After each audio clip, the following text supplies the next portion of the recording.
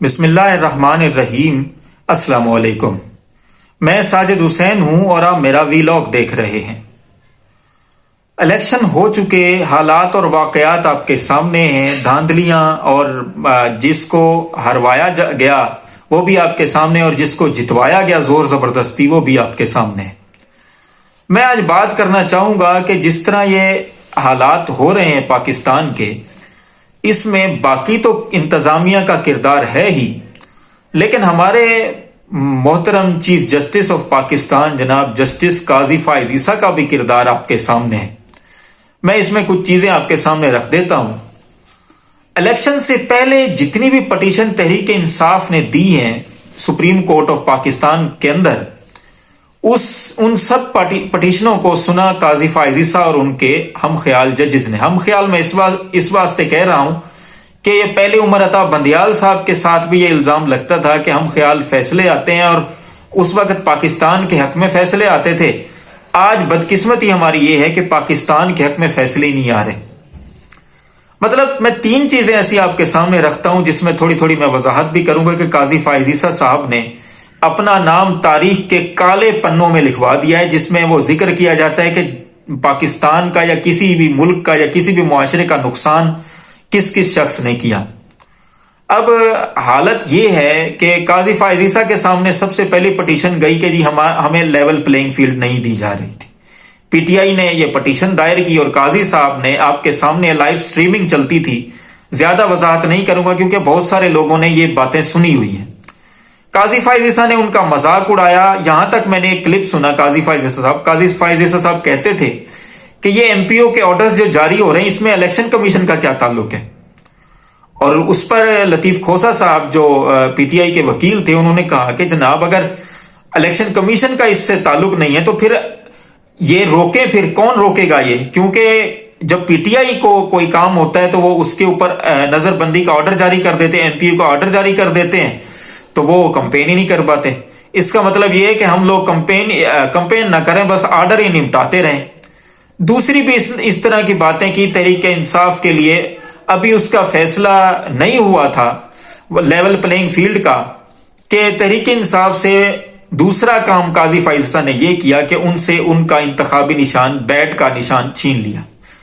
یہ اتنا کالا فیصلہ تھا کہ اب تک سننے میں یہی آ رہا ہے کہ کچھ ججز اس پہ بہت زیادہ جو ہے وہ بے چین ہیں کہ یہ ہمارے اندر سے یہ کیا معاملہ ہوا کہ ہم نے ایک پاکستان کی مقبول ترین جماعت کو، جو کہ اب پروو بھی ہو چکی ہے، ہم نے اس کا انتخابی نشان چھینا۔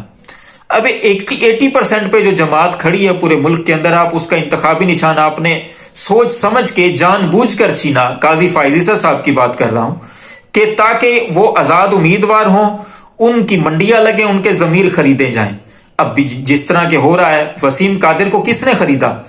جب یہ ان کا انتخابی نشان نہیں، آزاد امیدوار تھے، تو اب ظاہر سی بات ہے جو لوگ حکومت جن کو زور زبردستی کے تھرو بنوائی جا رہی ہے جن سے حکومت، انہوں نے ظاہر سی بات ہے وہ آزاد امیدوار بھی خریدیں گے، جن کے ضمیر خریدیں گے، ان کو جس کو وہ کہتے ہیں اصطلاح میں ہارس ٹریڈنگ، ان کو وہ خریدیں گے۔ بہت سارے لوگ اس میں حصہ دار نہیں بنیں گے، لیکن کچھ لوگ ہوں گے جو حصہ دار بنیں گے۔ ظاہر سی بات ہے جو پیسوں سے پیار کرتے ہیں، اپنے مفادات سے پیار کرتے ہیں، ان کو پھر وہ حصہ بنائیں گے اپنا، اور کوشش کی جا رہی ہے۔ یہ سب کچھ کس وجہ سے ہو رہا ہے؟ قاضی فائز عیسیٰ کی وجہ سے۔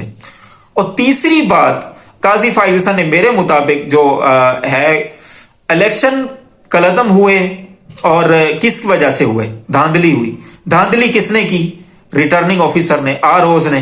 ٹھیک ہے جی، یہ فیصلہ قاضی فائز عیسیٰ نے دیا تھا کہ آر او ہی ہوں گے جو الیکشن کروائیں گے۔ حالانکہ لاہور ہائی کورٹ نے، جس طرح پشاور ہائی کورٹ نے ان کے بلے کا نشان واپس کر دیا تھا، کہ ان کو کہا تھا کہ آپ اگر ان کے انتخابی نشان ان کا جو انتخابی نشان ہے ان کو واپس کر دیتے ہیں کیونکہ اس سے الیکشن متاثر ہوگا۔ دوسری طرف یہ لاہور ہائی کورٹ نے یہ فیصلہ کیا کہ آر اوز جو ہے وہ جو ریٹرننگ آفیسر ہیں وہ عدالتی عملہ ہوگا، اور اس کو قاضی فائز عیسیٰ صاحب نے اڑا دیا۔ اب یہ قاضی فائز عیسیٰ صاحب کی ہی کارستانی ہے کہ آج جو کچھ دھاندلی ہو رہی ہے۔ اب رات ایک ویڈیو سامنے آئی، یہ کس نے کہا ان کو، پرنٹنگ پریس والوں کو، کہ جی آپ جو ہے وہ چھاپیں ان کے نواز شریف کے حلقے کے لیے اور مریم نواز کے حلقے کے لیے جو پرنٹنگ پریس سے بیلٹ پیپر چھاپے جا رہے تھے، وہ کس کے آرڈرز پہ ہوا؟ ظاہر سی بات ہے جو ان کے ہم خیال ہیں انہی کے آرڈرز پہ ہوا نا۔ تو قاضی فائز عیسیٰ صاحب، لیاقت علی چٹھا کا بیان بھی آپ سن چکے ہیں، وہ بھی ایک RO تھا، ریٹرننگ آفیسر تھا، اور ان کے انڈر تھے، کمشنر پنڈی تھا۔ اس کو جو ہے نا، اس نے اپنا اعتراف کر لیا کہ جی میں نے دھاندلی کروائی اور اپنے RO سے کروائی، لیکن قاضی فائز عیسیٰ صاحب بضد ہیں کہ کوئی ثبوت لیا جائے۔ آج مقدمے کا جو ہے تھا، اخلاقی طور پہ قاضی فائز عیسیٰ صاحب کو یہ اس مقدمے میں بیٹھنا ہی نہیں چاہیے تھا۔ اب سننے میں یہ آ رہا ہے کہ جس بندے نے درخواست کی تھی کہ ان انتخابات کو کالعدم قرار دیا جائے، اب اس نے درخواست واپس لے لی ہے، لیکن اب قاضی صاحب بضد ہیں کہ اس درخواست کو ہم نے سننا ہے۔ پتہ نہیں کس طرح کے حالات ہیں، ہم نے ایک بڑی کرسی پہ چھوٹے شخص کو بٹھا دیا ہے۔ اللہ ہم پر رحم فرمائے۔ مولا علی علیہ السلام کا قول ہے کہ انسان کو جب اقتدار ملتا ہے، جب اختیارات ملتے ہیں، تو بدلتا نہیں ہے، بے نقاب ہوتا ہے۔ تو قاضی صاحب بے نقاب ہوئے ہیں۔ اللہ تعالی ہم سب پر رحم فرمائے، ہمارے ملک پر بھی رحم فرمائے، تمام دیکھنے سننے والوں کو آسانیاں دے اور آسانیاں تقسیم کرنے کی توفیق بھی دے۔ ان مشکل حالات میں اپنے فلسطینی بھائیوں کے لیے بھی دعا کریں، اپنے اس ملک کے لیے بھی دعا کریں جو ہم نے بڑی قربانیوں کے بعد حاصل کیا، اور اپنے آس پاس دوستوں رشتہ داروں کا خیال رکھیں، اور ہمارے اس چینل کا بھی خیال رکھیں۔ آپ کا بہت بہت شکریہ۔